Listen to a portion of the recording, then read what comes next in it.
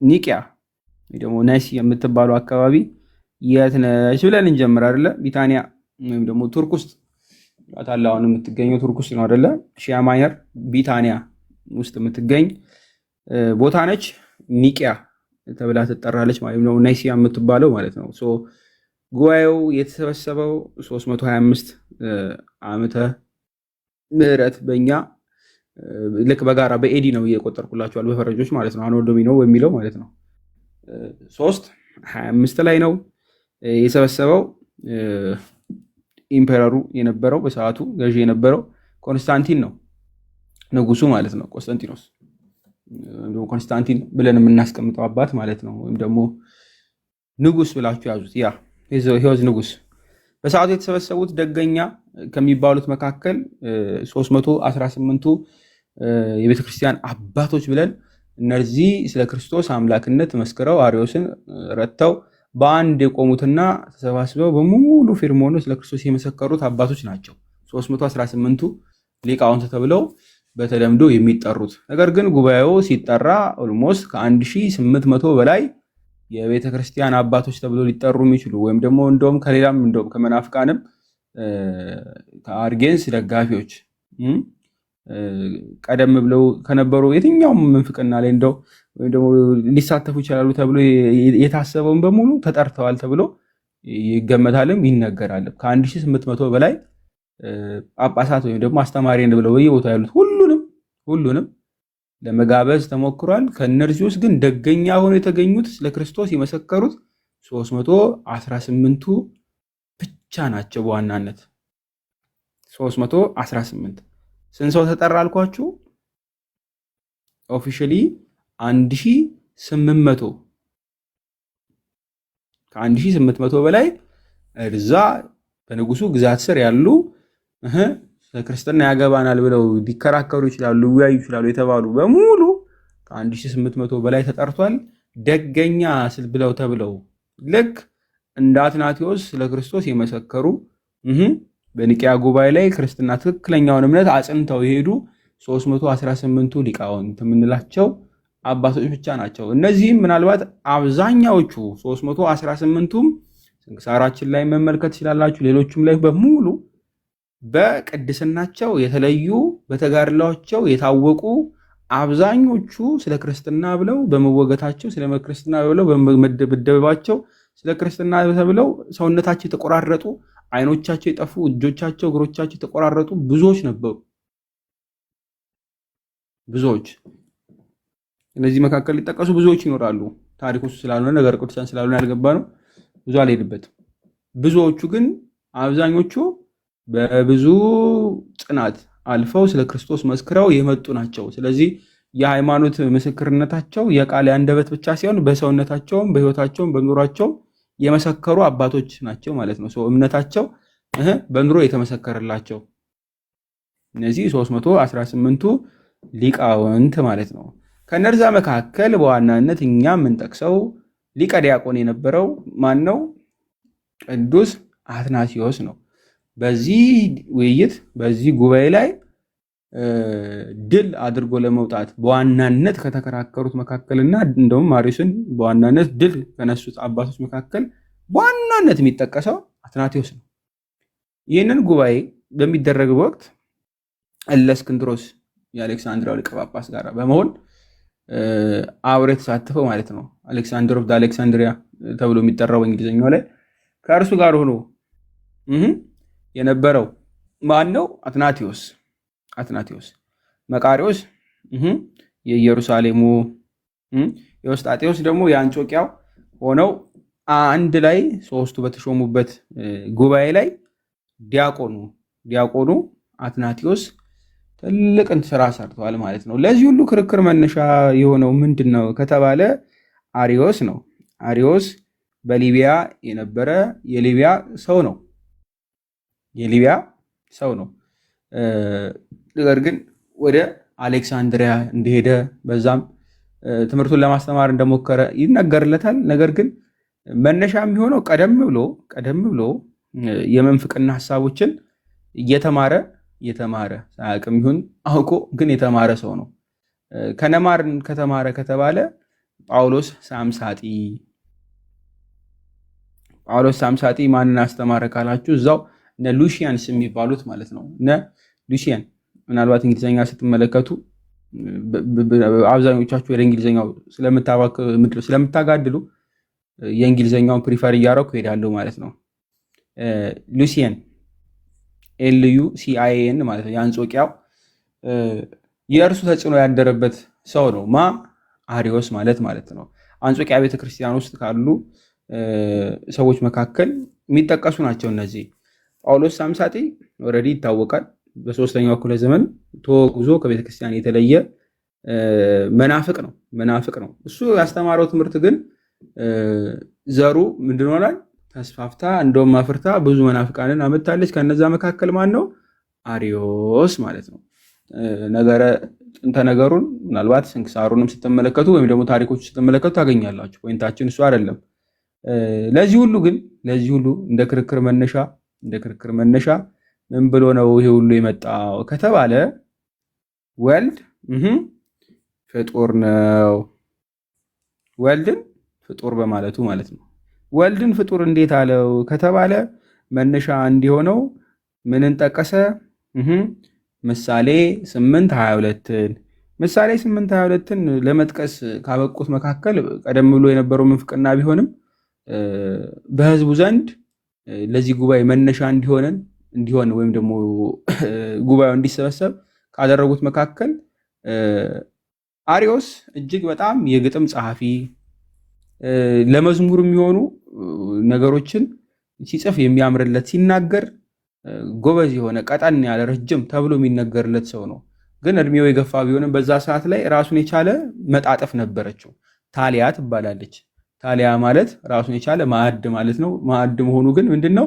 የፍልስፍና ቃላትና የመጽሐፍ ቅዱስ ቃላቶችን አንድ ላይ አሰባስቦ ውሃ ለሚቀዱ ሴቶች፣ በንግድ ቦታ ላሉ ወንዶች፣ በየአካባቢው ላሉ ሰዎች በሙሉ ምንፍቅናውን በኪነ ጥበብ ያስተላለፍ የነበረ እጅግ በጣም ብልጥ የዘመኑ ምንድነው የሚባለው ካሴት ነጋጆችና ምናምን ታድሶ ምንም ሆነ ምንም አይነት ስትመለከቱ ቀደም ብለው በምድር የሚጀምሩት በመዝሙር ነው።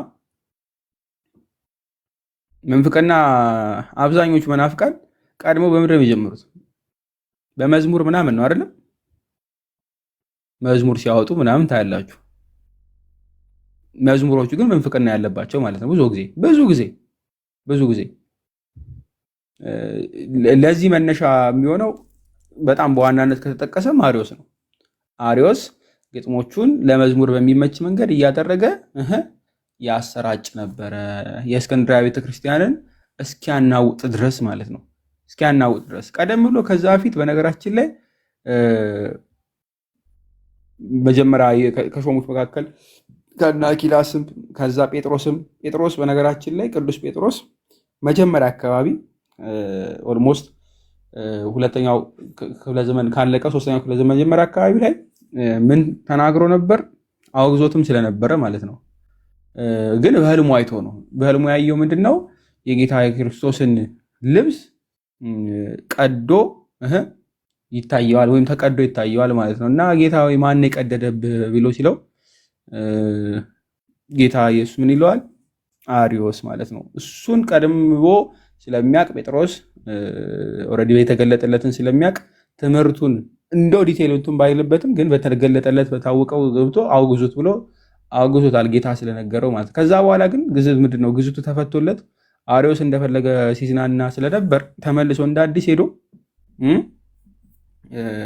በተለይ ማነው ይሄ ታውቁት ከሆነ አላውቅም፣ አውሲያቤስ ይባላል። ጓደኛው ነው። ግዝቱን አስፈትቶ ተመልሶ የአሌክሳንድሪያ ቤተክርስቲያን ሳታውቅ ድጋሜ ተመልሶ አሌክሳንድሪያ ድጋሜ ሄዶ ማለት ነው ሌላ ቦታ ሄዶ ካስፈታ በኋላ ተመልሶ ቤተክርስቲያኗን በሚመጠብጥ ወቅት ነው ይሄ የኒቅያ ጉባኤ እንዲጠራ የተደረገና የተወሰነው ማለት ነው። የግብፅ አባቶች ቀደም ብሎ አውግዘውታል። ምሳሌ 8:22ን ይጠቅሳል ማለት ነው። እስኪ አንብቢያት አንዴ፣ ከዛ እንጥቀስ አንድ በአንድ የእሱን አርጊመንቶች እንሂድና አባቶች ደግሞ እንዴት መለሱለት የሚለውን እናያለን ማለት ነው። አንብቢያቸው። እሺ ከ22 ብቻ ላንብብል ነው ወይስ 22 እንደምታነቢልኝ። ኦኬ። እግዚአብሔር ለስራው የመንገዱ መጀመሪያ አድርጎ ፈጠረኝ። እግዚአብሔር ለስራው የመንገዱ መጀመሪያ አድርጎ ፈጠረኝ፣ መጀመሪያው አድርጎ ፈጠረኝ። ስለዚህ ክርስቶስ እዚህ ጋር እየተነገረ ያለው እግዚአብሔር ለስራው መጀመሪያ አድርጎ ፈጠረኝ ብሎ የተናገረለት ጥበብ ነው። ስለዚህ ጥበብ ወይ ዊችዝ ክርስቶስ ለእግዚአብሔር አብ ወይም ደግሞ ለእግዚአብሔር ብሎ ለሚጠራው አካል ኦልሬዲ አብ ብሎ የሚጠራው ለእርሱ የመጀመሪያው ፍጡሩ ነው። ከዛ በሱ ከፈጠረው በኋላ ፈጠረበት ነው ብሎ የሚያስቀምጠው። ስለዚህ አብ አባት ያልሆነበት ጊዜ ይኖራል። ምክንያቱም ልጅ ተፈጥሮ ነው የመጣው ብሎ ስለሚያስብና ከጊዜ በኋላ የመጣ ነው ብሎ ስለሚያስቀምጥ አባት ራሱ አባት ያልሆነበት አብ ያልሆነበት ጊዜ አለ የሚልን መንፍቅና እንዲያስነሳል። ሁለተኛ ጥበብ ፈጠረኒ ተብሏል። ነገር እንግዲህ ይቺ ቃል ወይም ደግሞ ጥበብ የእግዚአብሔር ጥበብ ተብሎ የተነገረው ወይም ደግሞ እግዚአብሔር ቃል ተብሎ የተነገረው ክርስቶስ ያልነበረበት አለ ብሎ ሲያስቀምጥ እግዚአብሔር ያለ ጥበቡ እግዚአብሔር ያለ ቃሉ የነበረበት ዘመን ጊዜ አለ እያለ ነው። ስለዚህ እግዚአብሔር ከዘላለም ጀምሮ አይናገርም እያለ ነው ማለት ነው። ስለዚህ ይህ ሁለተኛ ምንፍቅና ይሆናል ማለት ነው። ግልጽ ነው። ሶስተኛ ራሱ እግዚአብሔር አብ ስሙንም ይነጠቃል። ስሙንም ደግሞ ማለት ያልሆነውን ከጊዜ በኋላ ቼንጅ አድርጎ እንዳገኘ ይቆጥራል። ምክንያቱም ልጅ ከሌለው አባ አብ አይባልም። ልጅ የሚኖረው ከጊዜ በኋላ ከሆነ አባ ወይም አብ የሚለውን ስም የሚያገኝ ከመጀመሪያው ከጊዜ በኋላ ነው። ስለዚህ ይህም ሌላ ራሱን የቻለ መንፍቅና ነው ማለት ነው። ክርስቶስን ዝቅ ለማድረግ ቃልን ዝቅ ለማድረግ በሄደበት ልክ እግዚአብሔር አብንም እንደዛው ልቅ ወይ ደግሞ ዝቅ ያደርጋል። ስለዚህ እሱም መነሻ አድርጎ እነ ቅዱሳን አባቶቻችን ከ318 መካከል እነ አትናቴዎስ ይመልሳሉ ማለት ነው። ስለዚህ እግዚአብሔር ወልድ መጀመሪያው ቀድሞ ከተፈጠረና መጀመሪያ ካለው ይላሉ። መጀመሪያ ካለው አሪዮስ ለምሳሌ የሚያነሳቸው ፖይንቶች መካከል እግዚአብሔር ምን ይሆናል ማለት ነው? ይሄ ልክ ከሆነ እግዚአብሔር ይቀየራል ማለት ነው። እግዚአብሔር ይቀየራል። ለምን? እግዚአብሔር ቀድሞ መጀመሪያ አባት አልነበረም፣ አሁን አባት ይሆናል። which is change ማለት ነው አይደለም? change ወይም ደግሞ ራሱን ችሎ እንደው በሌላ አማርኛ ብታስቀምጡት ሻብ ተብሎ ተቀምጦ ነበር ከተባለ ቢንግ ፋደር እንደው ራሱን ችሎ አባት በመሆን ደረጃ ነበረ። ነገር ግን ቢካሚንግ ይሆናል። ላይክ አባት የሚሆነው ራሱ ከቢንግ ወደ ቢካሚንግ ማለት ነው። ልጅን ልክ ሲወልድ ከጊዜ በኋላ ይሆነዋል ማለት ነው። ይሆነዋል። ራሱን የቻለ ሄረሲ ነው። ሁለተኛ እዚሁ ላይ ማለት ነው ራሱ ወልድ ወይም ደግሞ ቃል ስጋ ሆነ ብለን ሊያድነን የመጣው እሱ ክርስቶስ እንደሆነ እያመንን የሚያድነንም እሱ እግዚአብሔር እንደሆነ በተለያዩ መጽሐፍ ቅዱሶች አዛምደን እሱ ራሱ አሪዮስም ልክ ባመነበት መንገድ ከሄድን እና ይህ የፈሰሰው ደም ይሄ ያዳነን የተሰቀለልን ክርስቶስ ፍጡር ነው ከተባለ ወይም ደግሞ ተፈጥሮ ፈጠረበት የተባለው ደግሞ እግዚአብሔር ያልሆነ በራሱ ነገር ግን ከጊዜ በኋላ ተፈጥሮ እሱ ለኛ የተላከልን ከሆነ በፍጡር ደም ልንድን በፍጡር መስዋዕት ልንድን አንችልምና ድህነታችን በራሱ ፍሩሽ ነው አይደለም? ፍሩሽ ነው። ስለዚህ በፍጡር ልንድን ስለማንችል ማለት ነው። ሶስተኛ ይህ አሪዮስ ያለው ፍጡር ወይም ደግሞ በጊዜ በኋላ የተፈጠረ ነው ከተባለና ቃል ወይም ደግሞ ጥበብ እግዚአብሔር አብ ዘንድ የተገኘው ከጊዜ በኋላ ነውና ተፈጥሯል ከተባለ ለክርስቶስ የምንሰግደው ስግደት ለምን የምንሰግደው ስግደት ነው ማለት ነው? ለፍጡር የምንሰግደው ስግደት ይሆናል ማለት ነው። ያ ደግሞ ጣዖት አምልኮ እንጂ ትክክለኛ የሆነ አምልኮ አይሆንም። እነዚህን ሶስት ኦብጀክሽኖች ተመልከቱልኝ። ስለዚህ ይሄንን እኛ አናምንም። በዚህ አካሄድ ከተሄደ ክርስቶስ ምን አይደለም? አምላክ አይደለም። ስለዚህ ክርስቶስ አምላክ ካለው ደግሞ ክርስትና የሚባል ነገር አይኖርም። ስለዚህ አሪዮስ የተከራከረ ያለው ክርስትናን ማፍረስ እንጂ ክርስትናን መጠበቅ ወይም ደግሞ ስለ ክርስቶስ ያለው ትክክለኛ እምነት ይሄ ነው ለማለትና ለመመስከር አይደለም ማለት ነው። ይህ ንግግር የእኛን አባቶች አስቆጥቶ ምላሽ ለመመለስ አስችሏቸዋል ማለት ነው። ለዚህ መነሻ እንዲሆናቸው። ስለዚህ ይችን አንድ ባንድ እየሄደን እንሄዳቸው። ምናልባት ይሄ የመነሻው ልጅም ቢሆን የተፈጠረ ነው ወይም ደግሞ ጥበብ የተፈጠረ ነው ለሚለው ነው። ሁለተኛውን እንዳነሳ የሚያነሳው ለዚህ ምላሽ የሚሰጡት የኛ አባቶች ዮሐንስ አንድን መጥቀስ ነው። ቤላ የምትች ከሆነ ዮሐንስ አንድን ክፈችልኝ። እሺ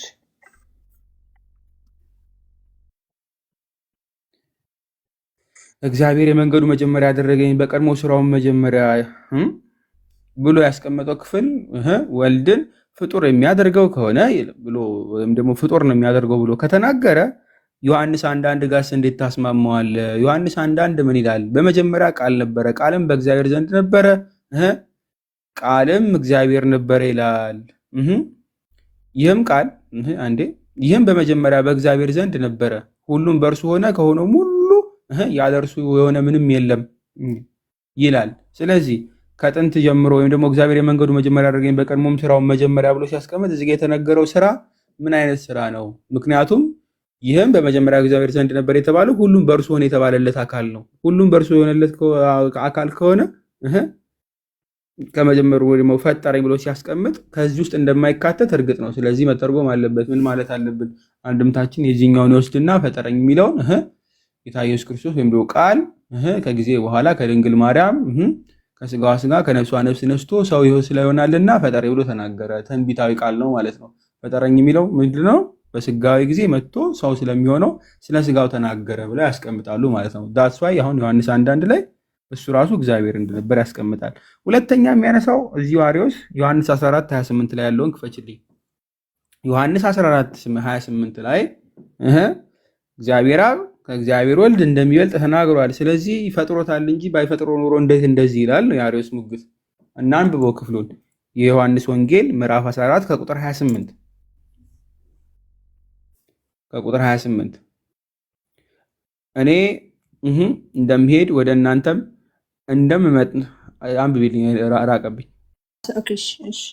14:28 እሺ 14:28 ይኸው እኔ እንደምሄድ ወደ እናንተም እንደምመለስ የነገርኳችሁን ሰምታችኋል። ብትወዱኝስ ወደ አብ በመሄዴ ደስ ባላችሁ ነበር። እርሱ አብ ይበልጠኛልና። መልካም። እርሱ ምን ይለኛልና? ይበልጠኛልና። ቃል በቃል ነው ብሎ የሚያስቀምጠው። ስለዚህ ይህንን ይወስድና ራሱ ተናግሯል፣ ይበልጠኛል ብሏል። ስለዚህ ምንድን ነው? ክርስቶስ ፍጡር ነው፣ ቃል ፍጡር ነው ብሎ ይናገራል ማለት ነው። ይበልጠኛል ብሏልና ግን ይሄኛው ይበልጠኛልና ያለው ምንድን ነው? ኦንቶሎጂካሊ የሆነ ኢንፌሪዮሪቲ ነው የሚያስቀምጠው ወይንስ ምንድን ነው ከተባለ አይደለም። ለምን ይሉና የኛ አባቶች መጽሐፍን በመጽሐፍ ይመልሳሉ።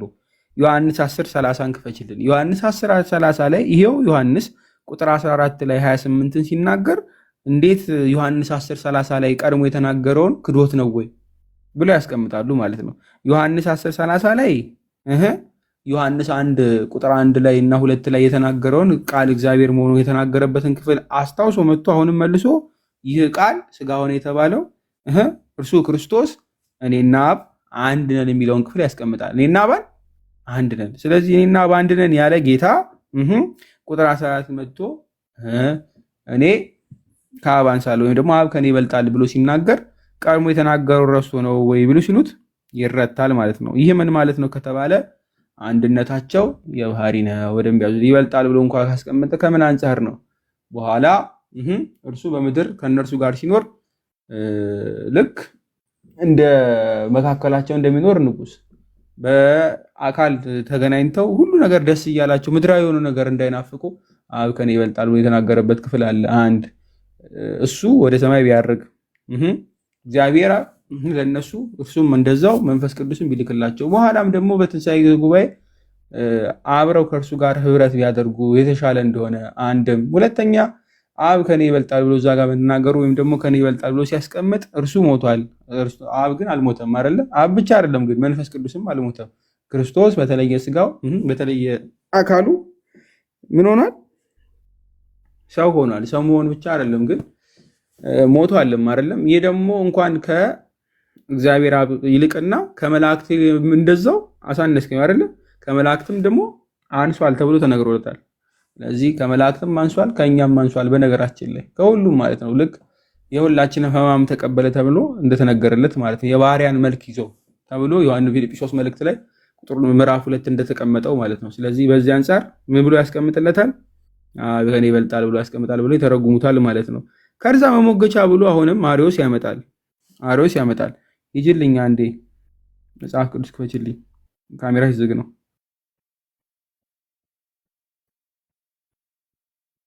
ስንት ላይ የቆላሲያስ መልእክት ምዕራፍ 1 15 አርዮስ ነው የሚያነሳ ይሄንን። እሺ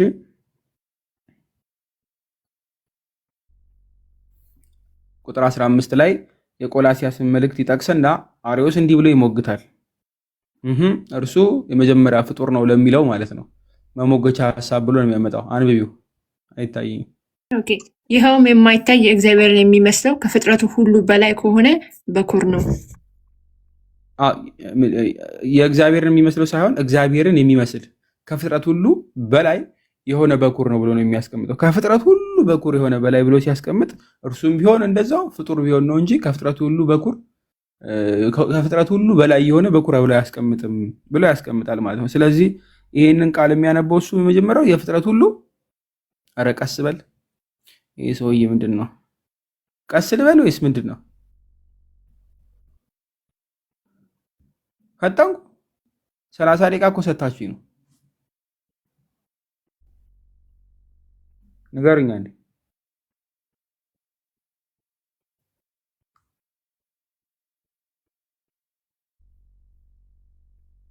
እሺ አንዱ ለሱ አሳፍቱ።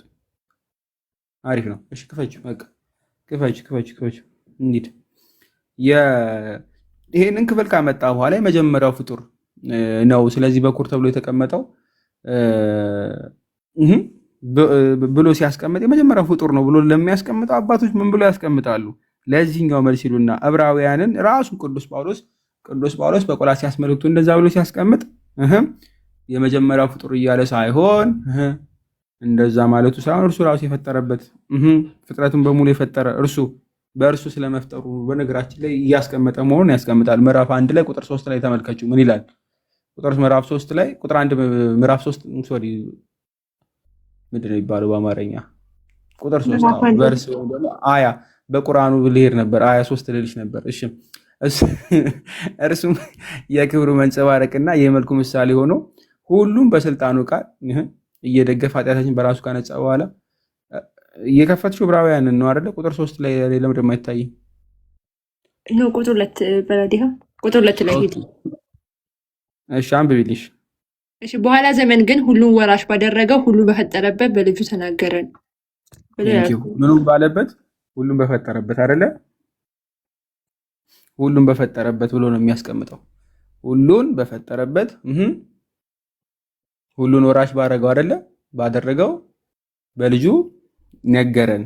ይህ የሁሉ ወራሽ ከሆነ ሁሉንም የፈጠረበት በእርሱ ከሆነ እርሱ እንዴት ፍጡር ይሆናል ይሉና አባቶች ይሞግታሉ ማለት ነው። ለዚህም መልሱ ምንም የሚሆነው አሪዮስ ማለት ነው። ግልጽ ነው። ስለዚህ ምናልባት የእንግሊዝኛ ቨርዥኖችን የምትፈልጉ ከሆነ እዚህኛው ጋር ማለት ነው ራዲያንስ ኦፍ ዘ ግሎሪ ኦፍ ጋድ ብሎ ነው የሚያስቀምጥ። ስለዚህ ልክ በፀሐይና በኋላ በብርሃኑ ወይም በክበቡ ያለውን ምሳሌ ስናስቀምጥ የክበቡና የብርሃኑን ማለት ነው ከዚህ አንጻር ይሆናል ማለት ነው። ከዚህ አንጻር ይሆናል። ከዛም መልሶ አሁንም የእውቀት ግድብና ያለው ዮሐንስ ማርቆስ 13:32 ጠቅሷል ብያቸዋለሁ። የማርቆስ ወንጌል ምዕራፍ 13:32 ክፈችልኝ። ከዚህ በፊትም እኛ በርዕሳችን አይተነዋል። በእርግጥ ግን ይህንን አርዮስም ቢሆን ይጠቅሳል፣ ያመጣል። የእሱ ደጋፊዎችም እንደዚያው ያመጣሉ። ምን በማለት ክርስቶስ ሁሉን አያውቅም፣ እግዚአብሔር አብ ነው እንጂ የሚያውቅ እሱ የተፈጠረ ነው። እርሱ ሳይፈጠር በፊት የነበረውን እሱ ስለማያውቅ ጎዶሎ ነገር አለው። እንደውም ከዚህ ለዚህ ኤግዛምፕል ይችላል ሊያመጡ ይችላሉ። ምን በማለት ሰዓቷን አይደለም አንብቤት እሺ ስለዚያች ቀን ወይም ስለዚያች ሰዓት ግን የሰማይ መላእክትም ቢሆኑ ልጅም ቢሆን ከአባት በቀር የሚያውቀው የለም። ጊዜው መቼ እንደሆኑ እንድታውቁ ተጠንቀቁ፣ ትጉና ጸልዩ ይላል። ቴንኪው። ልጅም ቢሆን አያውቅም። ስለዚህ የእውቀት ጎዶሎነት አለበት። ስለዚህ አብ ብቻ ነው የሚያውቀው። አብ ነው ትክክለኛው አምላክ። ልጅስ በጊዜ በኋላ የመጣ የተፈጠረ ነው የሚለውን ይወስዳል ማለት ነው። ይህ ክፍል ሲጀመር ልጅም ቢሆን አያውቅም ብሎ የሚያስቀምጠው ክፍል ከምን አንጻር ነው? ከዚህ በፊት አይተናል። ከማወጅ አንጻር ነው። አያውቅም ብሎ ሲያስቀምጥ በግብር ወይም ደግሞ ዲክላር ከማድረግ አንጻር ማለት ነው። ስለዚህ እየተወራ ያለው ስለ የትኛው እውቀት ነው ብለን ስናስቀምጥ ሁለት አይነት እውቀቶችን ስላስቀምጥን ከዚህ በፊት የነበረውን ቪዲዮዎች ትመለከታላችሁ። ይሄው ዘሎ አለው። ለዚህኛው መልስ ሁሉ እንደሚመረምር ካስቀመጠ በኋላ አምላክም ስለመባሉ የዘላለም አባት ኃያል አምላክ ተብሎ የተገለጸበትን የኢሳይያስ 9:6ን ይጠቅሱና እንዴት አምላክ አያውቅም ብለህ ታስቀምጣለህ? አምላክ ተብሎ እንዴት አያውቅም? የዘላለም አለቃ ወይም ደግሞ አባት ተብሎ ኤቨርላስቲንግ ፋደር ተብሎ ከተነገረለት በኋላ እንዴት አያውቅም ብለህ ታስቀምጣለህ? እያሉ ይሞግታሉ ማለት ነው። ከዚህም በላይ ብዙ ጥቅሶችን እያመጡ ይሞግቱታል። ማንን? አሪዮስን ማለት ነው። ምናልባት አንብቢው። እሺ ትንቢተ ኢሳይያስ ምዕራፍ 9:6 ሕፃን ተወልዶልናልና ወንድ ልጅም ተሰጥቶናልና አለቅነትንም በጫንቃው ላይ ይሆናል፣ ስሙም ድንቅ መካር፣ ኃያል አምላክ፣ የዘላለም አባት፣ የሰላም አለቃ ተብሎ ይጠራል። ስለዚህ አምላክ የሆነው እርሱ እንዲህ የተነገረለት ፍጡር ቢሆን ነው ወይ ምንም ባያቅ ነው ወይ እያሉ እንደውም የተለያዩ ጥቅሶችን ይጠቅሳሉ። እኛ ከላይ ትናንት የሰጠኋችሁ እነዚህን ስለሆኑ እነዚህን ካየን በቂ ነው። ስለዚህ በዋናነት ይህንን የመመለስ ግዴታ ተሰጥቶት ነበር አሪዮስ፣ አልመለሰም። ለዚህም ደግሞ ምናልባት ለየት ያለ ኤግዛምፕሎችም 1 2 3 ተሰጥተውታል። እነሱን ምናልባት ማየት ያስፈልገን አያስፈልገንም ብዬ አምናለሁ። ብዙም አያስፈልገንም።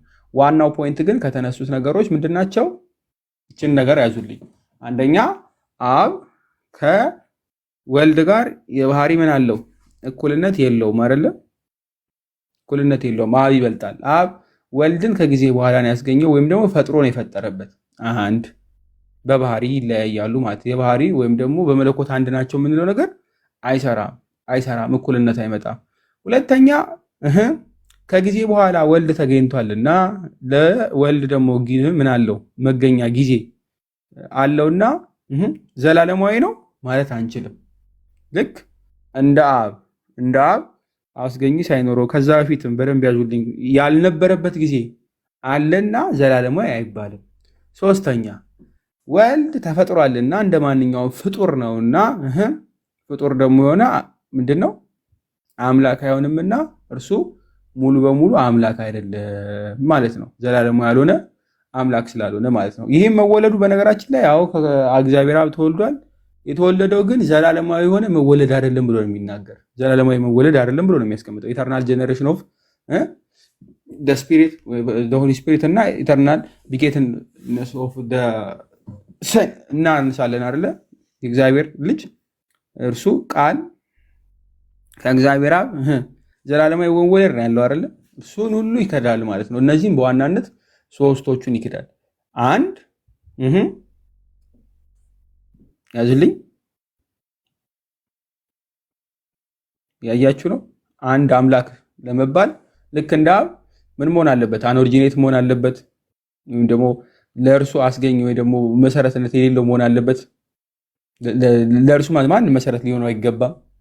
ሁለተኛ ደግሞ ዘላለማዊ መሆን አለበት። ሶስተኛ ደግሞ ፍጡር መሆን የለበትም አይደል? ልክ እንደዛ ያስቀምጣል። ስለዚህ የኛን ፖዚሽን የኛን ትምህርት ደግሞ አትናቴዎስም ሌሎች አባቶች በዚህ መንገድ ሲረቱት ምን ብለው ያስቀምጣሉ? አንደኛው ከእውነተኛ አምላክ የተገኘ እውነተኛ አምላክ አንድ ምላሽ ነው። እሺ ለአሪዮስ። ሁለተኛው ኮንሰብስታንሻሊቲን ብለን የምናስቀምጠው እርሱ ከአብ ጋር አንድ ባህሪ ነው። አንድ ባህሪ ማለትም አንድ መለኮትን ሼር ያደርጋሉ ማለት ነው። እርሱም እውነተኛ ነው፣ እውነተኛ አምላክ ነው። እሱ እግዚአብሔር ነው። እንደውም ምሳሌን ያስቀምጣሉ። ጸሎተ ሃይማኖት ላይ ታችሁ ከሆነ ከብርሃን የተገኘ ብርሃን እንላለን አይደለ? ለዚህ መነሻ የሚሆነን እነ አትናቴዎስ ናቸው። ቅዱስ አትናቴዎስ የፀሐይዋንና የብርሃኑን ምሳሌ ያመጣሉ። ብርሃን ከፀሐይ ስትወለድ ወይም ደግሞ ስትወለድ በመወለዷ በመውጣቷ ያለማቋረጥ ነው አይደለም? ብርሃን የምትወለድ ከፀሐይ ከክበቡ ያለማቋረጥ። ምክንያቱም ብርሃን የሌለው ብርሃን የተቋረጠባት ክበብ ወይም ደግሞ ፀሐይ ስለማትባል ማለት ነው። በጊዜ ሂደት ውስጥ ብርሃንን የምታመነጨና መብራት የጀመረች ወይም ደግሞ ብርሃን መፈንጠቅ የጀመረች ፀሐይ አትባልም። ወይም ደግሞ ብርሃን ከመፈንጠቋ በፊት ፀሐይ አይደለችም ማለት ነው። ሙሉ በሙሉ ፀሐይ ለመባል ብርሃኗም ስለሚያስፈልግ፣ ክበቧም ስለሚያስፈልግ፣ ሙቀቱም ስለሚያስፈልግ፣ ስለዚህ በጊዜ ሂደት ውስጥ ከጊዜ በኋላ ብርሃን የፈነጠቀች ነች። መጀመሪያ አካባቢ ላይ የላትም ከተባለ ፀሐይነቷን ራሱ አጠራጣሪ ነው የሚያደርገው ማለት ነው። በእኛ ኬዝ እግዚአብሔር አብ ልጅ ያልወለደበት ወይም ደግሞ ልጁን ያላስገኘበት ጊዜ ያለ ከተባለ እና ዘላለማዊ መወለዱን አፈር የማናረግ ከሆነ ብርሃን የሌለው ፀሐይ ወይም ክበብ ነበረ እንደማለት ነው። ኤግዚስታንሱንም መካድ ይሆናል ማለት ነው። ፀሐይንም እንደዛው። አለበለዚያ ፀሐይ በምልአት ስለማይነገርላት ማለት ነው። ነገር ግን ይወስዱና ከምንም ነገር ፈጠረው ኤክስ ናይሎ የሚባለው ማለት ነው። ማንን? እግዚአብሔር ወልድን ብለው አርዮስ ያስቀምጣል። ስለዚህ የተፈጠረ ነው ብሎ ያስቀምጣል። ለእኛ አባቶች ግን መልስ የሚመለሰው ምንድን ነው? ላይት ፍሮም ላይት ትሩ ጋድ ፍሮም ትሩ ጋድ ቢገትን ኖት ክሬትድ የሚለውን አምጥተው የእኛ አባቶች ይፈስሩታል ማለት ነው። የእኛ የጸሎት ሃይማኖት ክፍል ላይ እታችሁ ከሆነ ምን ብሎ የሚያስቀምጠው ማለት ነው? ይሄ ከመጀመሪያው አካባቢ በእግዚአብሔር ልጅ በአንድ ኢየሱስ ክርስቶስም እናምናለን፣ ብቸኛው ከአብ የተወሰደ ወይም ደግሞ የተወለደ ይኸውም ከአባቱ ባህሪ ከአምላክ የተወለደ የተገኘ ወይም ደግሞ የተወለደ እያለ አምላክ ከብርሃን የተወለደ ወይም ደግሞ የተገኘ እውነተኛ አምላክ የተወለደ እንጂ ያልተፈጠረ በመለኮቱ ከአብ ጋር አንድ የሚሆን ሁሉ በእርሱ የሆነ የተፈጠረ ወይም ደግሞ በእርሱ የሆነ ሲያስቀምጥ የተፈጠረ ማለት ነው። የተፈጠረ በሰማይ በምድርም ያለ እርሱ ምንም የሆነ የሌለ መድኃኒታችን ኢየሱስ ክርስቶስ ጸሎት ሃይማኖት ላይ ያለው ማለት ነው። እስከዚህ ድረስ ያለውን ክፍል አፈር አድርጎ ያስቀምጣል። እንደውም የሞተ የተቀበረ የተነሳ ዳግመኛም ይመጣል ሊፈርድ ይመጣል ምናምን እያለ የሚወርደው ድረስ ያለውን የጸሎት ሃይማኖት ክፍል እዚሁ አባቶች ይህንን ያስቀምጣሉ ማለት ነው። ምላሽ አድርገው ምላሽ ነው ባይዜ ምላሽ ለማ ለአርዮስ ማለት ነው። ስለዚህ ከነዚህ መካከል አብ ላይ የሚነሳውን ያዙልኝ እሺ። አርዮስ ወልድ ፍጡር በማለቱ አብ ላይ የሚነሳው ወልድ ላይ አይደለም፣ አብ ላይ የሚነሳው ጥያቄዎች መካከል እሺ፣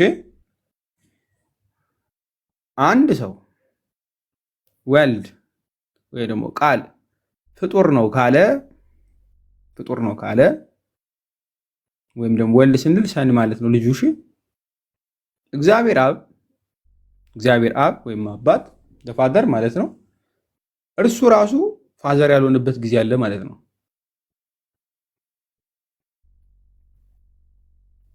ኮመንት ላይ ንገሪ አይደለም። ልጁ ካልነበረ ልጅ የሌለው አባት አለ። አባትነት ራሱ ልጅ ነው ቢኖረው ነው ግዴታ አይደል? ልጅ ከሌለ አባት አይባልም። ኮመንት ላይ መልስ። አንደኛውን አርጊውመንት ይዙት። እርሱ አምላክነት ይነካል የእግዚአብሔር አብን ማለት ነው። አብ ያልነበረበት ጊዜ አለ ብሎ የሚናገር ስለዚህ ያልነበረበት ጊዜ አለ ከተባለና ይሄ ያልነበረበት ጊዜ አለ ተብሎ የተነገረለት አብ ራሱ በነገር ያዙልኝ በእግዚአብሔር ወልድ ላይ ኮንተንጀንት ነው የሚሆነው። እሺ ጥገኛ ይሆናል። ምኑ ስሙ ራሱ ምክንያቱም የልጁን መኖር ይጠብቃል አብ ለመባል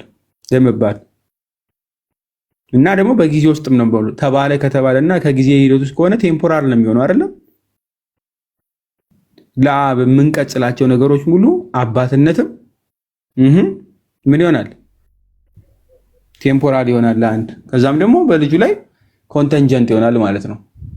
which is ልጁ የተባለው ደግሞ ፍጡር ስለሆነ ቀድሞ አርዮስ በዛ መንገድ ስላስቀመጠው። ሁለተኛ እዚሁ አብ ላይ ክርስቶስን ወይ ደግሞ ቃልን ፍጡር ስንል ወልድን ፍጡር ስንል የሚመጣብን መካከል ይሄ ነው። ቃል ያልነበረበት ጊዜ ከነበረ እግዚአብሔር አብ ደግሞ የሚናገር በማን ነው?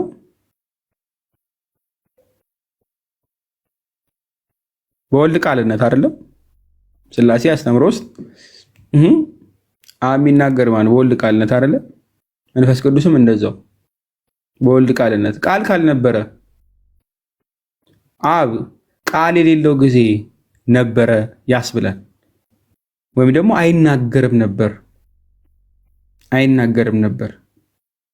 ዲዳ ነበር ማለት ነው በሌላ አማርኛ።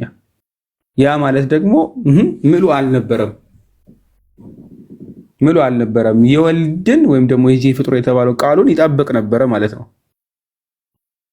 ለመናገር ራሱ ይህ ለእግዚአብሔር ወልድ ተብሎ የተነገረ ቃል እና እግዚአብሔር አብን ከፍ ለማድረግ ተብሎ የተነገረ ክፍል ንግግር እግዚአብሔር ወልድን ወይም ደግሞ ቃልን ብቻ ሳይሆን የሚናገረው የሚሳደበው ማንን ነው? ማላይ ሄዶ ነው ልጥፍ የሚለው ስድቡ ራሱ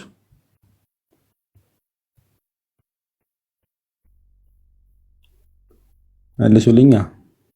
ማላይ ነው ከፍ እናድርገው ብዬ ነው። እሺ ወደ ላይ እግዚአብሔር አብ ላይ ነው። እግዚአብሔር አብ ላይ እግዚአብሔር አብ ላይ። ስለዚህ አንድ አልተርድ የሆነ በጊዜ ውስጥ የተቀየረ አምላክ ይኖራቸዋል። እሱ ብቻ አይደለም ፈጥሮ ፈጠረበት ካሉ በኋላ ደግሞ ራሱ ክርስቶስን ወይም ደግሞ ቃልን አምላክ ነው ግን የተፈጠረ አምላክ ነው ካሉ ማለት ነው ምን አይነት ኦፕሽን ይከፍታል መሰላችሁ? ልክ እንደ ዲያብሎስ ከፍጥረታት ሁሉ ከፍ ያለ ፍጡር ነው እንደማለት ነው። ዲያብሎስ ወይም ደግሞ ሳጥናኤል ቀድሞ ከመላእክት አለቃ ነበር አይደለ? ከፍጡራን በላይ ሁሉ በላይ ነበር። የሁሉ አለቃ ነበር። ነገር ግን በደለ፣ ወደቀ አይደለ? ኃጢአትን ሰራ፣ ወደቀ አይደለ? በእግዚአብሔር ላይ ዘበተ። ልክ እንደዛው ቃልም እንደው ኃጢአት ሊሰራ የሚችል ፍጡር ነው። ከዛም ደግሞ ሊወድቅ የሚችል ፖሲቢሊቲ ያለው ማለት ነው። እንደዛ ያለ አምላክ ያደርገዋል። ያ ደግሞ አምላክ አይደለም፣ ይሄ ስድብ ነው። ስድብ ነው። ግልጽ ነው። ለዛ ነው ክርስቶስ እንደው በጊዜ የሚቀያየር ምናምን እንደው በጊዜ ሂደት የተገኘ ነው ለሚሉት ቤላ ይክፈችልኝ ዕብራውያን ምዕራፍ 13 አለሽ? አዎ እሺ። ዕብራውያን 13 ቁጥር 8 ላይ በጊዜ ውስጥ ሂደት ተገኘ። እንደው ዛሬ አምላክ ከዚህ በፊት ያልነበረ መቀየር ያለበት መገዛት ያለበት እውቀቱ የሚጨምር የሚያንስ ያለበት ሳይሆን ክርስቶስ ኢየሱስ ክርስቶስ ትናንትናም ዛሬ እና ዘላለም የሚኖር እርሱ ነውና ነው የሚለው። መቼም የሚኖር ነው ዘላለም ዘላለም። ሁሌም ደግሞ ምንድን ነው? አንድ ነው። በነገራችን ላይ እንግሊዘኛዎቹ ጥሩ አድርገው ያመጡታል። ክራይስት ወይም ደግሞ ኢየሱስ ክራይስት the same yesterday and today and forever ብለው የሚያስቀምጡት ባይተ ሁሌም ያው ነው። ሁሌም ራሱ ነው። አምላክ ስለማይቀየር ማለት ነው። ዛሬም ነገም ለዘላለም ሁሌም በክርስቶስ ላይ እንዳይነገርም ለእግዚአብሔር አብን በተመሳሳይ መንገድ ይሄ ቃል መልሶ ይቀጸላል። አንድ ያሱልኝ። ሁለተኛ እኛ ከሚያሳስቡን በጣም ትልልቅ ነገሮች መካከል እንደው ሁለተኛው ፖይንት ይሄ ነው። ከስላሴ እንትን እንበልና አሪዮስ ወልድ ፍጡር ወይም ደግሞ ፈጥሮ ፈጠረበት የሚለውን ካመጣ በደንብ ያዙልኝ። ነገረ ድህነታችን ገደል ገባ ማለት ነው። ገደል ገባ ማለት ነው። ለምን ካላችሁ የበደለው ማን ነው? ፍጡር አይደለም። የተበደለ ማን ነው? እግዚአብሔር። ስለዚህ ሰው በድሎ ያስቀየመ የበደለ እግዚአብሔርን ሆኖ ሳለ ሊያድነው የሚችለው ማንን ነው? የጣሰው ሕግ የማንን ነው? እግዚአብሔርን ነው አይደለ? ንጹህ የሆነ አካል ያስፈልጋል። ያ ንጹህ የሆነ አካል ደግሞ በደንብ ያዙልኝ፣ እግዚአብሔር የፈረደውን ፍርድ ሙሉ በሙሉ ፈጽሞ ነገር ግን ልክ ከበሰበሰ ፍሬ ሕይወትን እንደሚያስገኝ ሁሉ እንደዛው በስብሶ እንዳይቀር ከበሰበሰው ላይ ሕይወትን እንዲያስገኝ በደንብ ያዙልኝ። ወይም ደግሞ በአፈር ተቀብሮ ሕይወትን እንደሚያስገኝ ልክ እንደዛው ሞቶ ድጋሜ የሚያበቅል ማለት ነው። የሚነሳ ያስፈልጋል። ያ ደግሞ ማን ነው? ሕይወት በውስጡ ውስጥ ያለ እግዚአብሔር ራሱ መሆን አለበት አይደለም? ሕይወትን የሚሰጥ ማን ስለሆነ? እግዚአብሔር። መድኃኒት ማን ስለሆነ? እግዚአብሔር። መድኃኒት ማን ነው ጋይስ?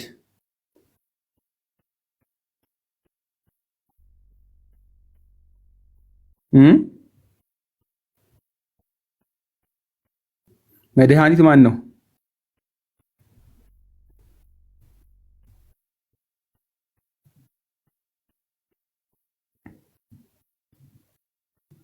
ኢየሱስ ክርስቶስ እግዚአብሔር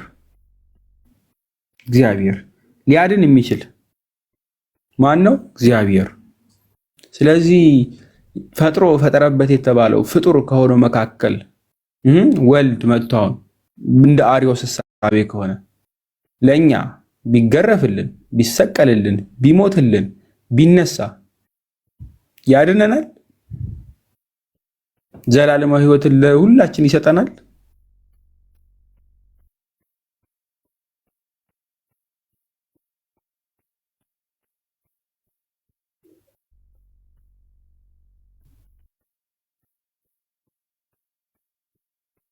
አይሰጠንም አይደል? ነው። ስለዚህ ድህነታችን ገደል ገባ ማለት አይደለም።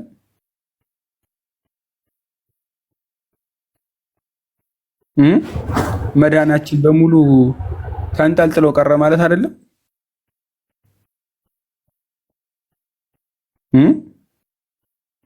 መዳን የሚባል የለንማ። ማን ያድነን? ማንም ፍጡር ስለማያድን። ስለዚህ አትናቴዎስ ይሄን ይጠይቃል። በምን ስጋ ዳንን? በየትኛው ስጋ ዳንን?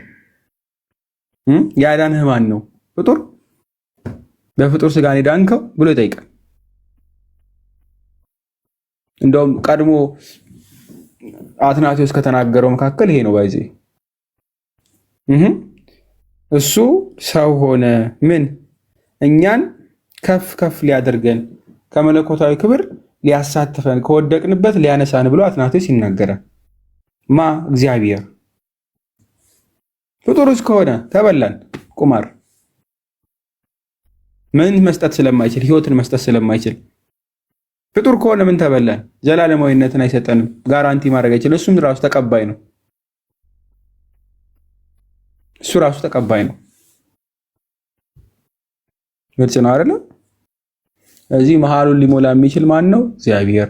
ግዴታ ቃል እርሱ ስጋ ሆነ የተባለው አካል ፍጡር ነው ከተባለ አልዳን፣ መዳናችንም በከንቱ ነው። ጥቅም የለውም ማለት ነው። ጥቅም የለውም።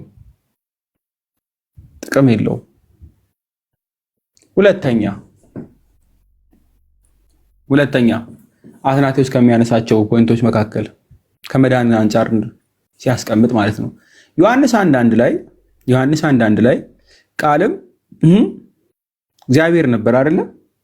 እግዚአብሔር ብሎ ጠራው። ይህ ቃል የተባለ ቁጥር 14 ላይ ስጋ ሆነ ተብሎ ተነግሮለታል። አንድ ሁለተኛ የማቴዎስ ወንጌል ምዕራፍ 28 ቁጥር 19 ላይ በአብ በወልድ በመንፈስ ቅዱስ ስም እያጠመቃችሁ ይላል አይደለም? እያጠመቃችሁ ይህንን አብ ቀድሞ ከወልድ ይበልጣል ብሎ ያስቀመጠልን አካል አንድ ላይ አምጥቶ እኩል ክብር እንዳለው እኩል ስልጣን እንዳለው አድርጎ አጥምቁ በሶስቱም ስም ብሎ ካስቀመጠውና እኩልነታቸውን ካሳየ እንዴት ፈጠረው ትላለ? እንዴት በመለኮት ክብር ያንሳል ትላለ? ብሎ ማን ይጠይቃል? አትናቴዎስ። ለምን በክብር ከሚያንስ አካል ከሚበልጠው አካል ጋር እኩል ተደርጎ እኩል ልጅነት በሚሰጠን ስልጣን የሚነገርን ቃል ወይም ደግሞ አይ ቲንክ እንደ እንትንም ነው እንደ ምስክርነትም ስለሆነ ማለት ነው። ይሄ ባይዘ ከዛ ደግሞ ስልጣናቸውን የሚያሳይ ነው። ኮኢኳል መሆናቸውን የሚያሳይ ነው። ኮኢተርናል መሆናቸውን የሚያሳይ ነው። አለበለዛ የስልጣን ዳይናሚክስ ይፈጠራል ማለት ነው። ሽፍት ይኖራል አለስ ማለት ነው። ይሄንን አሪዮስ መመለስ አይችልም፣ ዘም ይላል ማለት ነው። እጭ ነው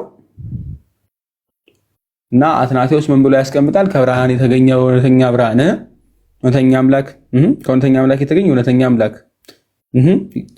የተወለደ እንጂ ያልተፈጠረ ብሎ የሚያስቀምጠውን ከተናገረ በኋላ እና አሪዮስን በሙሉ ሚረታ ካስቀመጠ በኋላ ምን ብሎ ያስቀምጣል? ዋን ኢሰንስ ኦፍ ዋን ኢሰንስ ዊዝ ዘ ፋዘር ብሎ ያስቀምጣል። ልክ ከአብ ጋር በሪና የሚተካከል በመለኮት አንድ የሆነ ሆሞሲዮስ የምትል ቃል አለች። እርሱን ይጠቀማል ማለት ነው። ቅድም ስለተነሳ አንድ አጋጣሚ ከአንድ ልጆች ጋር እናንተ ጋርም ላምጣው። ሆሞሲዮስ ክፈችላቸው አንዴ ቃሉን ማለት ነው። በባህሪው ከአብ ጋር የሚተካከል የሚለው ማለት ነው። ሆሞሲየስ የምትለው ቃል ቃሉን ብቻ ታይፕ አርጊውና እነግርሻለሁ። ወይ ሆሞሲየስ አይ ስትኖረው እና ሳትኖረው ሁለቱ በተለያየ ይተረጎማል። አንደኛው ምን ብሎ ነው የሚያመጣው? ደሴም። አንደኛው ሌላ ነው። ይህንን ቃል አፈርም ያደርጋል። መናፍቃኑ አፈርም ከሚያደርጓቸው መካከል ይህንኑ ቃል የሚመስል ስለሚጠራ ማለት ነው። ስለሚጠራ የአሮስ ደጋፊ ከነበረው መካከል ዩሲቢየስ ይህንኑ ቃል ተጠቅሞ ለክርስቶስ ሊያጨረብርበት ስለሞከረ ማለት ነው። ቃሉን ያስቀምጭላቸው። ይኸውላችሁ ሆሞሲየስ የሚለው ሴም ሰብስታንስ ወይም ደግሞ አንድ ባህሪ መሆናቸውን የሚያስቀምጥ ነው። አንድ ባህሪ አንድ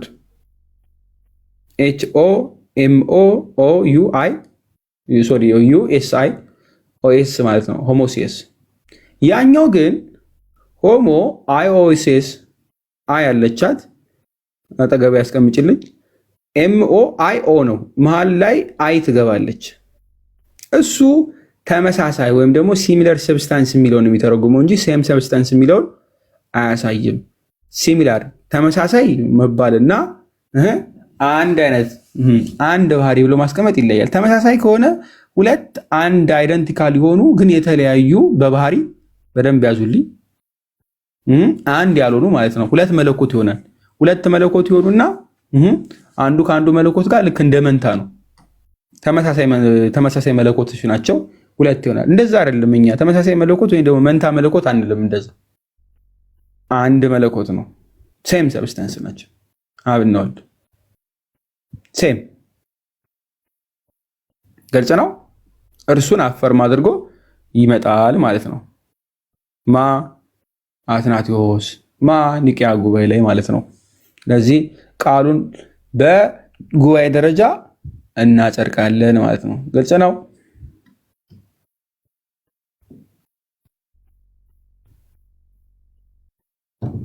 እዚህ ድረስ ግልጽ ነው።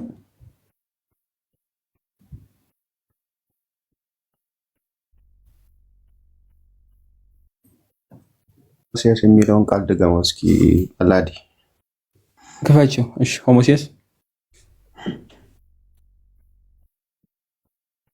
እያያችሁት ለዛ ነው። ይሄ ሲሚላር የሚለውን ቃል ነው የሚያስቀምጠው።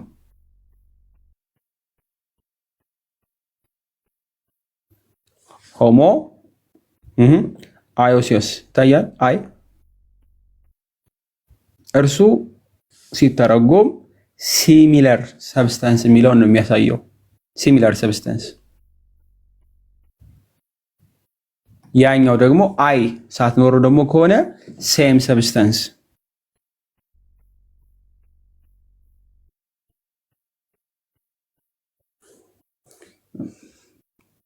ያላችሁ ቃሉ ማለት ነው።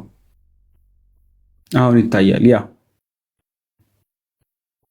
ሆሞሲየስ ኦፍ ሲሚለር ሰብስታንስ ብላችሁ ተርጉሙት። ያኛው ደግሞ ኦፍ ሴም ሰብስታንስ ብላችሁ ተረጉማላችሁ።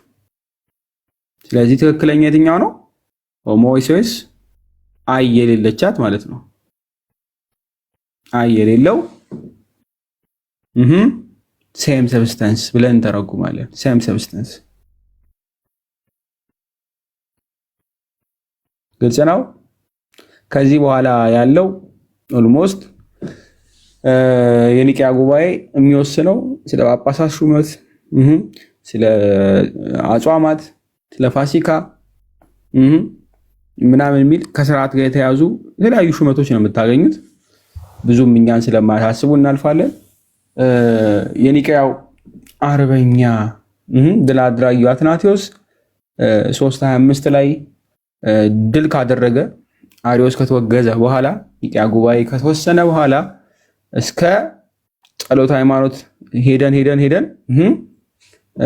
ወይ መጭ ይቆንን ሔዋነ ወሙታነ ወመንፈስ ቅዱስ አይደለ ወመንፈስ ቅዱስ ድረስ የምትለው ድረስ ሔዋንና ሙታን ይገዛ ዘንድ ዳግመኛ የሚመጣ ምናምን ብሎ ሄዶ በመንፈስ ቅዱስ ብሎ ጀምሮት ነው የሚያልፈው። እሱ በኋላ በቆስጥንጥንያ ጉባኤ የሚያልቅ ነው። ባይዜ እስከዚህ ድረስ ያለችው ድረስ ማለት ነው።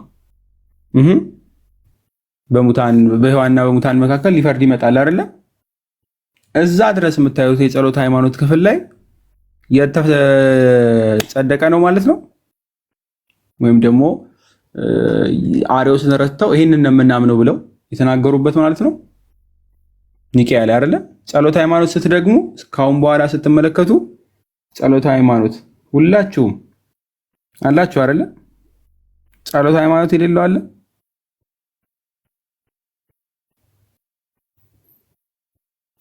ጸሎት ሃይማኖት ወይ ደግሞ መዝገበ ጸሎት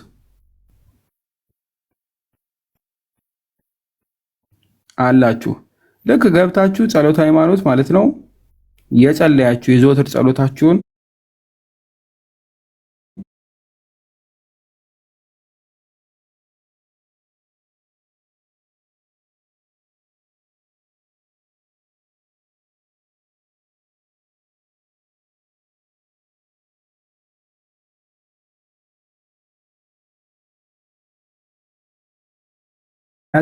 ወነበረ በማና ውሁድ ዳግም ይመጽእ በስብሐት ይኮንን ሔዋነ ወሙታነ እዚህ ድረስ በቃ እዛ ዋልቦ ማለቅ ለመንግስቱ ካላችሁ በኋላ ወነአምን በመንፈስ ቅዱስ እግዚአብሔር ዘሰረጸ ማብ ምናምን ከዚህ በኋላ የሚመጣው የቆስጠንጠንያ ጉባኤ በኋላ ነው ማለት ነው። እስከዚህኛው ድረስ ያለችውን ሰፋም ተደርጎ ትንሽ ይሄኛው ኤክስፓንድ የተደረገበት የት ነው? ኒቂያ ጉባኤ ላይ ሰለስቱ ምዕት ወይ ደግሞ 318ቱ ሊቃውንት ምን ያደረጉት ነው ማለት ነው። የእምነት መግለጫቸውን እንዲህ እናምናለን እንዲህ እንታመናለን ብለው የገለጡበት ክፍል ነው ማለት ነው። ስለዚህ ሃይማኖታችንን ልክ እንደ አሪዮስ ካሉ መናፍቃን መልስ ከተሰጠ በኋላ የምንመሰክርበት የምስክርናችን መግለጫችን የሃይማኖት መግለጫችን ነው ማለት ነው። ጸሎተ ሃይማኖት ማለት የሃይማኖት መግለጫ አይደለም። እንዲህ እናምናለን አዲስ የተመሰረተ አዲስ ትምህርት ሳይሆን አሪዮስ መጥቶ እንደዛ ከተናገረ በኋላ ምንፍቅናውን አይ ይሄ ምንፍቅና ልክ አይደለም፣ መጽሐፍ ቅዱስ እንዲያስተምራል፣ ቤተክርስቲያን እንዴት ታስተምራለች ብለው አባቶች ከመሰከሩ ተከራክረው ከረቱ በኋላ ግን ቀጣይ ለሚመጣ መናፍቅ መልስ ይሆን ዘንድ ይሄን እናምናለን ይሄን እንታመናለን እያሉ ያስቀመጡት የሃይማኖት መግለጫ ነው ማለት ነው። ስለዚህ የሃይማኖት መግለጫችን ላይ ጸሎት ሃይማኖት የሚባለው ክፍል ላይ እንደ ጸሎት ሁሉ የሚደገመው ሁሉ የምንጸልየው የምናምነውን እምነት የምንናገርበት አዲስ የተመሰረተ እንደው እነሱ ጽፎ ያስቀመጡት ሳይሆን እምነታችን ግን ይሄ ነው ብለው ፕሮፌሰር ያደረጉበት የዛ የተናገሩት ሪቪል ያደረጉበት ማለት ነው የገለጡበት። በዛ መንገድ እንረዳዋለን። ጸሎት ሃይማኖት እዚህ ድረስ ይሆናል። ከዚህ